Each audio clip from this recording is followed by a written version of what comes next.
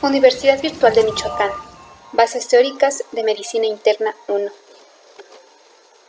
Entrevista sobre fisiología del aparato respiratorio a María Guadalupe Mendoza Sánchez. Hola, buenas tardes. Bueno, pues el sistema respiratorio está compuesto por órganos que realizan diversas funciones, pero la enorme importancia que estos órganos poseen es su capacidad de intercambiar dióxido de carbono y oxígeno con el medio, ya que los sistemas biológicos poseen como cualidad principal el de ser sistemas abiertos que intercambian constantemente con el medio que les rodea. Además, termorregula y humecta el aire inspirado y lo descontamina de polvo y microorganismos. Elabora y secreta inmunoglobulina A, defensa que evita la adhesión de enzimas, virus y toxinas a las mucosas respiratorias. Igualmente participa en la regulación de la presión arterial mediante la producción de enzima convertidora que interviene en la transformación de angiotensina 1 en angiotensina 2. Participa en la fonación y el olfato. Son 4 componentes principales de la respiración. Ventilación pulmonar, es decir, el flujo de entrada y salida de aire entre la atmósfera y los alvéolos pulmonares, la difusión de oxígeno y dióxido de carbono entre los alvéolos y la sangre, el transporte de oxígeno y dióxido de carbono en la sangre y los líquidos corporales que inicia hacia las células de los tejidos corporales y desde las mismas, y la regulación de la ventilación y otras facetas de respiración. Antes de continuar, es necesario responder 2 aspectos fundamentales. ¿Qué es la respiración y de qué manera influye la caja torácica en la respiración y qué otros elementos intervienen? La respiración se puede entender como un proceso involuntario y automático en que se extrae el oxígeno del aire inspirado y se expulsan los gases de desecho con el aire expirado. Por su parte, la caja torácica se compone de columna vertebral, costillas, esternón y diafragma. En su interior se encuentran los 2 pulmones. El pulmón derecho es mayor que el izquierdo y está dividido en 3 lóbulos. El pulmón izquierdo es más pequeño y está dividido solo en 2 lóbulos, porque en su cara interna deja espacio para el corazón. Los pulmones son 2 órganos elásticos y esponjosos, de color rosado, que ocupan casi toda la totalidad del tórax. Estos órganos no pueden bombear aire por ellos mismos, ya que no tienen músculos. Para esa función dependen de los movimientos de la caja torácica. Así que los músculos intercostales, localizados entre las costillas, son los responsables de los movimientos de la caja torácica. Las pleuras interna y externa, membranas situadas entre los pulmones y la caja torácica, evitan el contacto directo entre ambos y facilitan su movimiento. Mientras que el líquido pleural, situado entre las pleuras, lubrifica su superficie. Y el diafragma, músculo plano situado en forma de disco cóncavo que ocupa la base de la caja torácica, la hace hermética. Entonces, otra de las funciones de la caja torácica es proteger los pulmones y el corazón.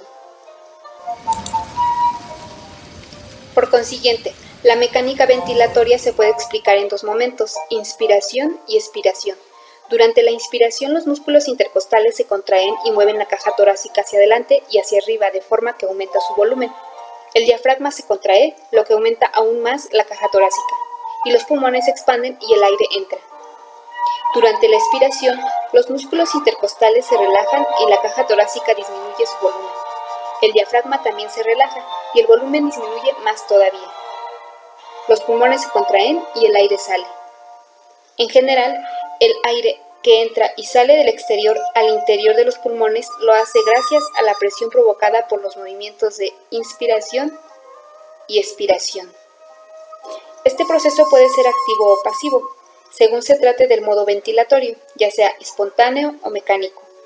En el modo espontáneo es cuando se realiza por la actividad de los músculos respiratorios del individuo. El modo mecánico es cuando el proceso de ventilación se realiza por la acción de un mecanismo externo. Asimismo, este proceso está regulado desde el centro respiratorio, en función de las necesidades metabólicas, del estado gaseoso y el equilibrio ácido-base de la sangre, y de las condiciones mecánicas del conjunto pulmón-caja torácica. El objetivo de la ventilación pulmonar es transportar el oxígeno hasta el espacio alveolar para que se produzca el intercambio con el espacio capilar pulmonar y evacuar el dióxido de carbono producido a nivel metabólico.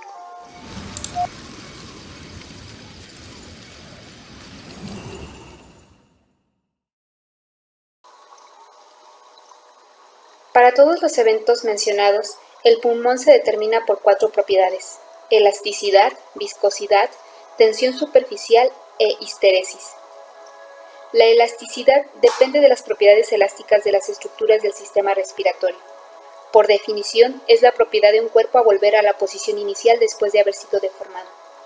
En el sistema respiratorio se cuantifica como el cambio de presión en relación al cambio de presión.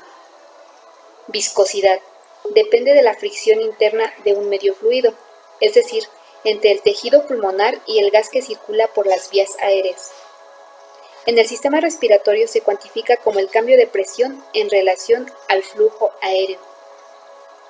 Tensión superficial está producida por las fuerzas cohesivas de las moléculas en la superficie del fluido y de la capa de la superficie alveolar. Estas fuerzas dependen de la curvatura de la superficie del fluido y de su composición. Histeresis es el fenómeno por el que el efecto de una fuerza persiste más de lo que dura la misma fuerza. Por su parte, la difusión de oxígeno y dióxido de carbono es un proceso pasivo, no consume energía, se produce por el movimiento aleatorio de sus moléculas que atraviesan la membrana alveolocapilar de forma proporcional a sus presiones parciales, a cada lado de la misma. Para mantener ese gradiente de presión es necesaria la renovación continua del gas alveolar y de la sangre que riega el alveolo. Entonces, el oxígeno es transportado tanto físicamente disuelto en la sangre como químicamente combinado con la hemoglobina, en los eritrocitos. En circunstancias normales, mucho más oxígeno es transportado combinado con hemoglobina que físicamente disuelto en la sangre, ya que sin hemoglobina, el sistema cardiovascular no podría proporcionar suficiente oxígeno para satisfacer las necesidades de los tejidos. La hemoglobina aumenta la capacidad de la sangre para transportar oxígeno, ya que una molécula de hemoglobina tiene capacidad para 4 moléculas de oxígeno, y además un eritrocito puede transportar 250 millones de moléculas de hemoglobina. El dióxido de carbono es transportado en la sangre en 3 formas diferentes, como gas disuelto, como bicarbonato y como compuestos carbamínicos. Todos los sucesos mencionados están regulados por el sistema nervioso, que ajusta la velocidad de ventilación alveolar casi exactamente a las demandas del cuerpo, de modo que la presión parcial de oxígeno y la presión de dióxido de carbono en la sangre arterial apenas se alteran incluso durante el ejercicio intenso y la mayoría de los demás tipos de agresión respiratoria. Como conclusión tenemos que el sistema respiratorio posee diferentes órganos con diversas funciones. La más importante es el intercambio de dióxido de carbono y oxígeno con el medio. Además, va a regular, humectar el aire inspirado, va a evitar la adhesión de virus y toxinas a las mucosas respiratorias, además de regular la presión arterial. Se compone de ventilación pulmonar, de difusión de oxígeno y dióxido de carbono, del transporte de oxígeno y dióxido de carbono en la sangre y los líquidos corporales, y la regulación de la ventilación.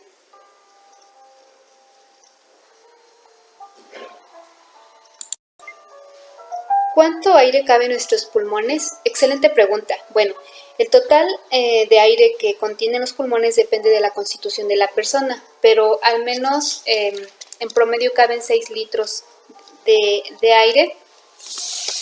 En estado de reposo, en cada ciclo de inspiración-expiración, entra y sale de los pulmones aproximadamente medio litro de aire. Este volumen es conocido como volumen basal. Si hacemos una inspiración forzada, después de hacer una expiración forzada entra y sale de los pulmones aproximadamente 4 litros y medio de aire. Pero lo que nunca podemos hacer es vaciar los pulmones de todo. Por muy intensamente que expiremos, siempre queda un volumen de aire en los pulmones. A este volumen se le llama aire residual y es de 1,5 aproximadamente. Es imposible expulsar este aire, pero si llegara a pasar, las paredes de nuestro pulmón se pegarían y no tendríamos la suficiente energía para despegarlas. Cada día entran a nuestro cuerpo 20,000 litros de aire. Gracias. Hasta luego.